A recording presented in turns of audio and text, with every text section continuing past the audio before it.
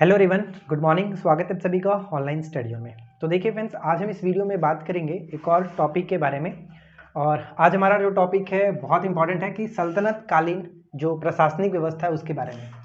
तो सबसे पहले आप ये सोच रहे हो कि सल्तनत काल पे मैंने वीडियो नहीं बनाया, तो सबसे पहले हम इसको कवर कर लेते हैं। उसके बाद हम लोग सल्तनत काल पे जो अलग अलग शासक रहे, जैसे गुलाम वंश चला, तुगलक वंश चला, तो उन पर भी हम अलग अलग वीडियो देखेंगे पार्टिकुलर। तो सबसे पहले हम लोग सल्तनत कालीन को कवर कर लेते हैं, क्योंकि इससे ज़्यादातर प्रश्न देखने को हमें मिलते हैं। तो चलिए स्टार्ट करते हैं।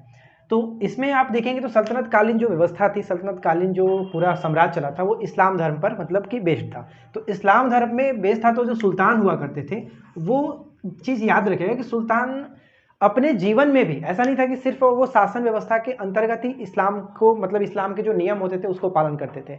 वो अपने निजी जीवनों में भी इस्लाम के नियमों के अनुसार ही चला करते थे। तो ये पॉइंट आपको ध्यान रखना है। और यहाँ पे एक प्रश्न ये पूछा जा सकता है कि इस्लाम राज्यों का जो स्वरूप था कैसा था, इस्लाम राज्यों का स्वरूप कैसा था, क्वेश्चंस पूछा जाता है। तो लोकतांत्रिक था, ये थोड़ा सा याद रखेंगे, लोकतांत्रिक था। अब हम चलिए बात करते हैं अलग अलग पॉइंट्स पे। तो सबसे पहला पॉइंट सुल्तान। तो दिल्ली सल्तनत की प्रमुख कार्यपालिका का कार्य कौन करता था? तो सुल्तान ही करते थे। दिल्ली सल्तनत की प्रमुख कार्यपालिका का जो कार्य करते थे वो सुल्तान का ही होता था। सर्वोच्च न्यायाधिकारी कौन होते थे? सुल्तान ही होते थे। ठीक है, सर्वोच्च न्यायाधिकारी सुल्तान होते थे। राज्यों में न्याय का स्रोत कौन होते थे? तो वो भी आपका सुल्तान ही हुआ करते थे।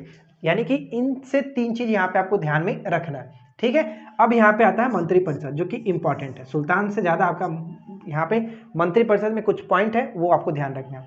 जैसे मंत्रिपरिषद को क्या कहा जाता था, डायरेक्ट प्रश्न ये पूछा जाएगा कि सल्तनत काल में मंत्रिपरिषद को किस नाम से जाना गया? तो मजलिस ए खलवत के नाम से जाना गया, मजलिस ए खलवत। और मंत्रिपरिषद की जो बैठक होती थी वो कहाँ पर होती थी? तो मजलिस ए खास में हुआ करता था। मजलिस ए खास में इनकी बैठक हुआ करता था। अब यहाँ पे देखिए कि सुल्तान, यहाँ पे एक मैंने पॉइंट लगाया, जो सुल्तान होते थे साम्राज्य का सर्वोच्च सेनापति भी हुआ करते थे। यानी कि प्रमुख कार्यपालिका के साथ साथ वो सर्वोच्च सेनापति सुल्तान ही हुआ करते थे। तो ये चीज याद रखेंगे। ठीक है, अब यहाँ पे आता है मंत्रीगण।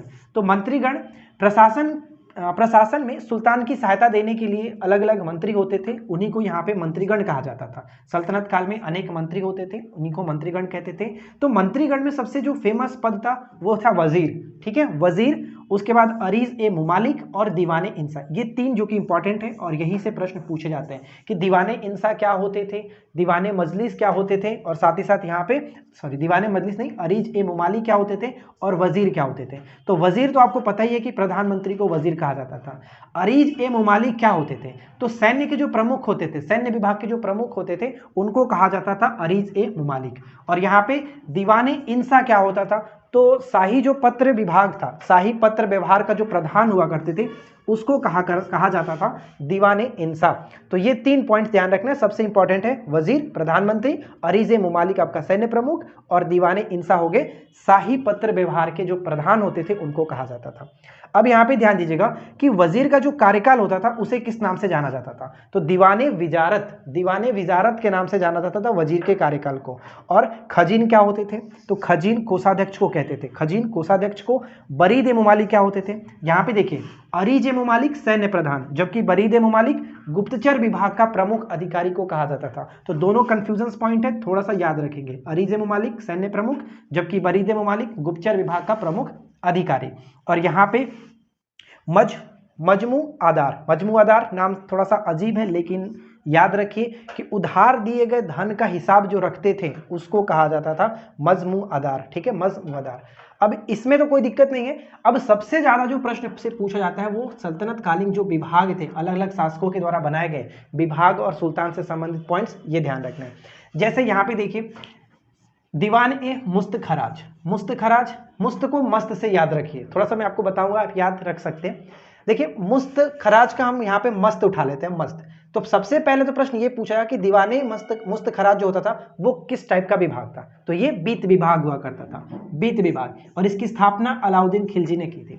अगर हम दिल्ली सल्तनत को पढ़ेंगे तो ज्यादातर प्रश्न हमसे पूछा जाता है जो मतलब अलाउद्दीन खिलजी से, और हमें याद भी रहता है कि मतलब अलाउद्दीन खिलजी एक फेमस शासक थे दिल्ली सल्तनत के। तो हम ये कह सकते हैं कि अलाउद्दीन खिलजी का जो रियासत था वो मस्त था।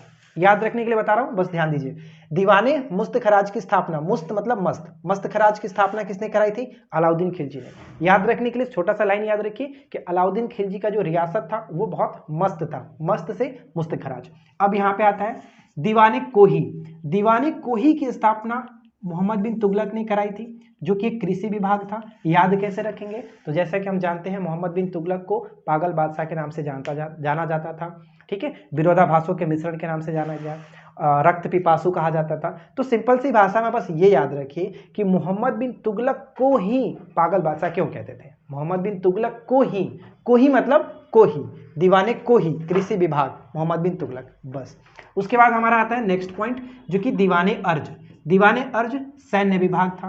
किसने स्थापित किया था? बलबन, सैन्य विभाग बलबन। अब इसको याद रखने के लिए एक मूवी को उठाते हैं, वेलकम बैक, आपने देखा है। वेलकम बैक में जो जॉन अब्राहम थे उनका नाम क्या था? अज्जू भाई, ठीक है, अज्जू भाई। तो अज्जू भाई उसमें क्या थे? मुंबई का अक्खा डॉन मतलब कहा जाता था उनको। तो बलवन थे, यानी कि बलवान थे, अज्जू भाई बलवान। तो बस याद रखिए दीवाने अर्ज सैन्य विभाग बलवान, ठीक है। सैन्य में वैसे भी आप ध्यान रखिएगा कि सैन्य विभाग में जो मतलब कि बलवान होगा, सैन्य विभाग में वैसे भी बलवान होते हैं। तो बस ध्यान रखिए, याद रखने के दीवाने अर्ज सैन्य विभाग बलबन ने इसकी स्थापना कराई थी।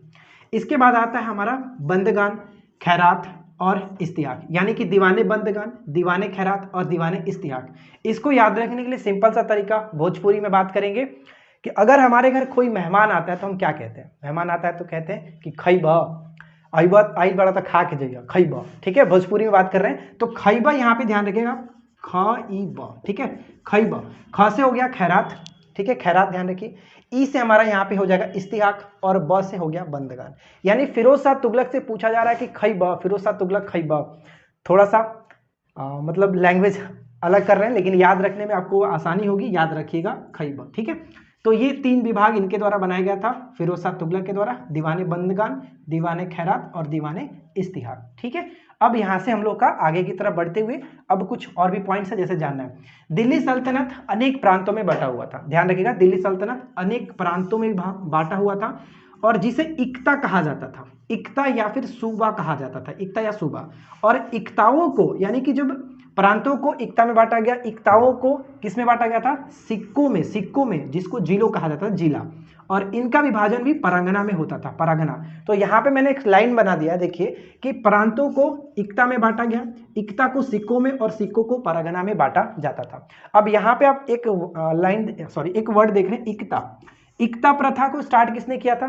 प्रथा अलग चीज हो, यहाँ पे इक्ता अलग हो गया, क्योंकि ये मतलब प्रांतों को बांटने का एक छोटा सा मतलब हिस्सा कह सकते हैं। लेकिन इक्ता प्रणाली अलग होता था, जो भूमि मतलब जो कि वेतन के जगह पे भूमि दिया जाता था उसको कहा जाता था। लेकिन अगर आपसे पूछा जाए कि सल्तनत काल में इक्ता प्रथा को स्टार्ट किसने किया था, तो इक्ता प्रथा को स्टार्ट किया गया था इल्तुतमिश के द्वारा, इसको समाप्त किया गया अलाउद्दीन खिलजी के द्वारा, और पुनः इसको स्टार्ट पूछा जाए तो फिरोज शाह तुगलक ने पुनः इसको स्टार्ट किया था। तो ये 3 पॉइंट्स इक्ता प्रथा से संबंधित याद रखना है। अब यहाँ पे देखिए कि प्रशासन की सबसे छोटी इकाई क्या होती थी? प्रशासन की सबसे छोटी इकाई ग्राम होता था, ग्राम, सबसे छोटी इकाई ग्राम। और खालसा भूमि क्या होता था? अगर पूछा जाए कि दिल्ली सल्तनत में खालसा भूमि किसे कहते थे? जो केंद्र के नियंत्रण में होती थी भूमि, यानी पूरी तरह से उस भूमि पर नियंत्रण केंद्र की होती थी, उसको कहा जाता था खालसा भूमि, ठीक है। अब यहाँ पे बढ़ते हैं कर, ये भी इंपॉर्टेंट है, एकदम वीवीआई, ध्यान रखिएगा, पूछा जाता है अक्सर। दिल्ली सल्तनत में उस्र जो था वो किस प्रकार का कर था? पहले तो ये पूछा जाए कि उस्र क्या है? उस्र तो एक प्रकार का कर था, तो भूमि कर था, किस पर लगाया जाता था? तो ये मुसलमानों पर लगाया जाता था, ठीक है, मुसलमानों पर लगाया जाने वाला भूमि कर को उस्र कहते थे। जबकि खराज क्या होता था? तो खराज गैर मुसलमानों पर लगने वाला भूमि कर था, यानी कि उस्र और खराज दोनों ही भूमि करते हैं, लेकिन उस्र मुसलमानों पर लगता था जबकि खराज गैर मुसलमानों पर लगता था, ये चीज। उसके बाद आता है हमारा जकात। जकात धार्मिक कर होता था। और जजिया किस पर लगता था? जजिया भी धार्मिक कर ही था, लेकिन जजिया गैर मुसलमानों पर लगता था। अब आपके लिए एक छोटा सा क्वेश्चन ये है कि आप नीचे कमेंट करके बताइए कि जजिया प्रथा को, यानी जजिया जो कर था वो सबसे पहले किसने स्टार्ट किया था, और ब्राह्मणों पर सबसे पहले जजिया कर किसने लगाया था? 2 क्वेश्चन जल्दी से नीचे कमेंट करके बताइए। तो यहाँ पे ध्यान दीजिएगा, जकात एक प्रकार का धार्मिक कर जो कि मुसलमानों पर लगता था, जजिया गैर मुसलमानों पर लगने वाला धार्मिक कर हुआ करता था। तो यहां से 4 पॉइंट्स और चारों कर याद रखेंगे। अब ये पूछा जाएगा कि सल्तनत कालीन जो कानून था किस पर आधारित थे? तो सल्तनत कालीन कानून 3 चीजों पर आधारित था। शरीयत, कुरान और हदीस, शरीयत, कुरान और हदीस पर आधारित थी। अब है मुक्ताई। मुक्ताई क्या होता था? सल्तनत काल में मुक्ताई, तो मुक्ताई लगान निर्धारण करने की एक मिश्रित प्रणाली होती थी, यानी कि लगान निर्धारण करने की एक प्रणाली थी मुक्ताई। मुक्ताई, ये ध्यान रखेंगे। चलिए ये बाद में बात करेंगे, पहले हम यहाँ पे आते हैं। ये पूछा जाएगा कि सल्तनत काल में सरस्वती किस लिए फेमस था? सरस्वती किस चीज के लिए फेमस था? तो यहां पर अच्छी किस्म की चावल होता था, अच्छी किस्म की चावल के लिए फेमस है। सतगांव किस लिए फेमस था? तो रेशमी रजाइयों के लिए फेमस था सतगांव। खास खेल जो था वो क्या है? खास खेल, सल्तनत काल में खास खेल, तो सुल्तान की जो स्थायी सेना होती थी उसको एक छोटे से वर्ड में कहा जाता था खास खेल, ठीक है, खास खेल। और यहाँ पे क्या है कि मंगलिक और अराद, मंगलिक और अराद क्या होता था? तो बारूद की सहायता से गोला फेंकने वाला जो मशीन होता था उसको कहा जाता था मंगलिक या फिर अराद, ठीक है। और यहाँ पे कि मसाहत, मसाहत क्या है? तो मसाहत की शुरुआत सबसे पहले ये पूछा जा सकता है कि इसकी शुरुआत किसने की थी? अलाउद्दीन खिलजी ने की थी। और ये क्या था? तो जबकि जो भी भूमि होती थी उसको नाप जो करने के पश्चात क्षेत्रफल के आधार पर लगान का निर्धारण करते थे। यहाँ पे देखिए मुक्ताई भी आपका लगान निर्धारण करने की मिश्रित प्रणाली थी, लेकिन मसाहत और इन दोनों में थोड़ा फर्क था। इसमें क्या था कि नापजोख करने के बाद क्षेत्रफल के आधार पर भूमि का लगान का निर्धारण किया जाता था। और लास्ट पॉइंट हम यहाँ पे ये देखेंगे, देवल। देवल बंदरगाह था, ये सल्तनत काल में अंतर्राष्ट्रीय बंदरगाह। अगर देवल का अगर वर्तमान में स्थिति की बात करें तो पाकिस्तान के सिंध प्रांत में कराची के कुछ समीप ये आपका देवल स्थित है। आप इसको मैप में भी अभी वर्तमान में देख सकते हैं। तो सल्तनत कालीन प्रशासन से अगर आप इतने सारे पॉइंट्स को ध्यान में रखते हैं तो एक भी क्वेश्चन बाहर नहीं जाएगा। आप एक बार MCQ लगाइए और अच्छी तरीके से क्वेश्चंस को अटेम्प्ट करने की कोशिश करिए, फिर देखिए आपको कितना अच्छा लगेगा। फिर भी अगर इसमें कुछ पॉइंट्स छूट रहे हैं तो आप लोग नीचे जरूर कमेंट कर दीजिएगा, और जो मैंने क्वेश्चंस यहाँ से पूछा था आप लोग नीचे कमेंट करके जरूर बताइए। वीडियो अगर आपको अच्छा लगा हो तो ज़्यादा से ज़्यादा लाइक करिए, अपने फ्रेंड के साथ शेयर करिए। चैनल पे पहली बार है तो सब्सक्राइब करके नोटिफिकेशन बेल आइकन को ऑल पे सेट करिए। हम मिलते हैं आपके साथ इसी प्रकार के किसी और वीडियो में नेक्स्ट टॉपिक के साथ। Thanks for watching, keep learning, have a good day.